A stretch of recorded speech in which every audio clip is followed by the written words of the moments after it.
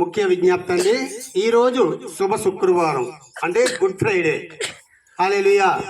యేసుక్రీస్తు ప్రభువుల వారిని ఈరోజు కొట్టి చంపిన రోజు. హల్లెలూయా, హల్లెలూయా.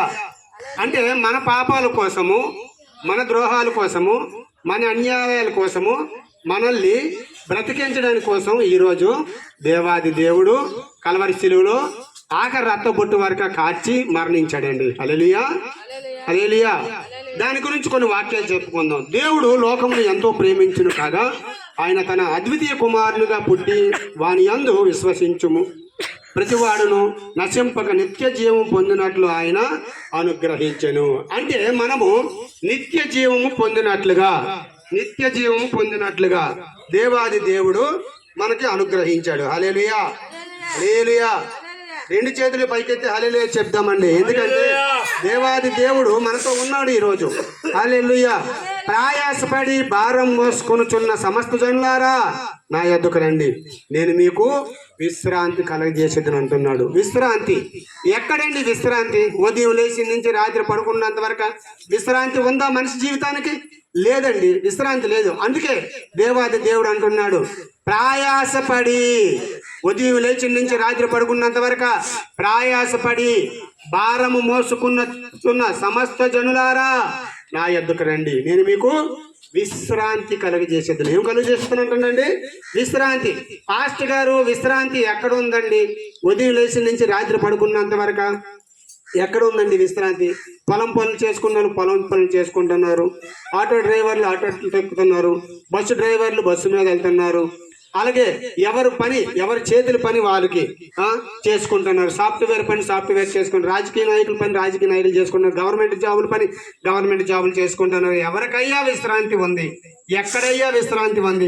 ఉదయం లెగిస్తే చదువుకున్న వాళ్ళు పిల్లలు ఏ బస్సు దొరుకుతుందా, ఏ ఆటో దొరుకుతుందా, ఏ సైకిల్ వస్తుందో, ఏ బైక్ వస్తుందా స్కూల్కి వెళ్దామా అని మాస్టర్లు తెల్లవారు లెగిసి ఎంతో ప్రయాసపడి ప్రతి ఒక్కరు ప్రపంచ దేశాల్లో, మన ఇండియాలో, మన తెలుగు రాష్ట్రాల్లో, మన జిల్లాల్లో, మన మండలాల్లో, మన గ్రామాల్లో, మన మారుమూల గ్రామాల్లో, మన చింతొంబల గ్రామంలో కూడా ఉదయం లేచి నుంచి రాత్రి పడుకున్నంత వరకు కూడా వేదన, రోదన, శోధన.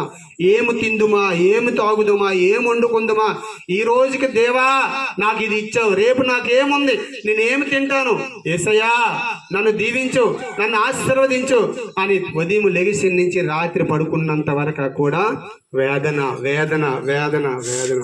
అందుకే దేవాది దేవుడు ఏమంటాడండి? ప్రయాసపడి భారం మోసుకుంటున్న సమస్త జనులారా నా యొద్దకు రండి, నేను మీకు విశ్రాంతి కలుగజేసిద్దునని మత్తయి సువార్త 11:28 చెప్తున్నాడండి. ఏ భేదము లేదు, అందరము పాపము చేసి దేవుడు అనుగ్రహించిన మహిమను పొందలేకపోతున్నాము. అయితే కొంతమంది అనొచ్చు, పాస్టర్ గారు మేమేం పాపం చేస్తున్నామండి, మేము నీతిమంతులుగా ఉన్నామండి అని అనొచ్చు. కరెక్టే. మీరు నడుస్తుండగా చీమ చనిపోవచ్చు మీ కాలు కింద పడి, అది పాపము కాదా? మీకు కొడుతున్న దోమని కొట్టి చంపేస్తారు, అది పాపము కాదా? అది మిమ్మల్ని కరుస్తుంది, కరెక్టే. కానీ దాని తీరది దేవుడు రాసిపెట్టిన తీరది. హల్లెలూయా, హల్లెలూయా. అయితే దేవాది దేవుడు ఏమంటున్నాడంటే ఏ భేదము లేదు, అందరము పాపము చేసి దేవుడు అనుగ్రహించిన మహిమను మనం పొందలేకపోతున్నాం. ఏదో ఒక పాపములో పడిపోతున్నాం. చూపులనే పాపములో, ద్వేషం అనే పాపములో, ఇచ్చక మాటలనే పాపములో, దరిద్రం అనే పాపములో, దురాత్మ అనే పాపములో, దుష్టశక్తి అనే పాపములో, ఏదో ఒక పాపములో, తాగుడనే పాపములో, జోజం అనే పాపములో, విచారం అనే పాపములో, ప్రతి ఒక్క పాపములో మనము పడిపోతామండి. ఉదయం లేచి నుంచి రాత్రి పడుకున్నంత వరకు ఏదో ఒక పాపంలో పడిపోతాము. అందుకే యేసుక్రీస్తు ప్రభువు వారు ఏమంటున్నారు? ఏ భేదము లేదు, అందరము పాపము చేసిన వారమే. అవునండి, ఏ భేదము కూడా లేదు. రోమియో రాసిన పత్రిక 3:23 దేవాది దేవుడు మనతో మాట్లాడు, నీతిమంతుడు ఒక్కడును లేడు, గ్రహించేవాడు ఎవడునూ లేడు, దేవుని వెతుకువాడు ఎవడునూ లేడు, అందరూ త్రోవ తప్పి ఏకముగా పనికి మాలిన వారమై ఉన్నాము. నిజంగా దేవుణ్ణి ఎవరు అనుసరిస్తున్నారండి? దేవుణ్ణి ఎవరు చూస్తున్నారండి? దేవుణ్ణి ఎవరు గ్రహించుతున్నారండి? దేవుణ్ణి ఎవరు వెతుకుతున్నారు? ఎవరు వెతకట్లేదు. ఎందుకు వెతకటం లేదని అంటే ఉదయం లేచి నుంచి రాత్రి పడుకున్నంత వరకు ఏదో ఒక పని. ఇంకా దేవుణ్ణి ఎతకడానికి టైం ఎక్కడ ఉంది? ఒక భర్త నా భార్య పిల్లల్ని చూసుకోవడం ఎలా, ఒక అక్క నా అన్నా చెల్లెల్ని చూసుకోవడం ఎలాగా, ఒక తమ్ముడు నా తల్లిదండ్రులను చూసుకోవడం ఎలా అని ఉదయం లేచి నుంచి రాత్రి పడుకున్నంత వరకు వేదన వేదన వేదన వేదన వేదన రోదన శోధన. అందుకే ఎవరూ కూడా దేవుణ్ణి వెతకలేకపోతాను, దేవుణ్ణి చూడలేకపోతాను. ఇది ఒకప్పుడు ఇదంతా ఏంటి? శూన్యం. ఈ శూన్యములో దేవుడు సమస్తమును సృష్టించాడు. ఈ నిరాకారమును ఆకారముగా చేశాడు. ఆకాశాన్ని, భూమిని, సముద్రాన్ని సృజించాడు. సూర్య చంద్ర నక్షత్రములని సృష్టించాడు. ఆకాశ పక్షులు, భూ జంతువులు, సముద్ర ముత్యములను సృష్టించాడు. చెట్లు, మొక్కలు, వృక్షాలని సృష్టించాడు.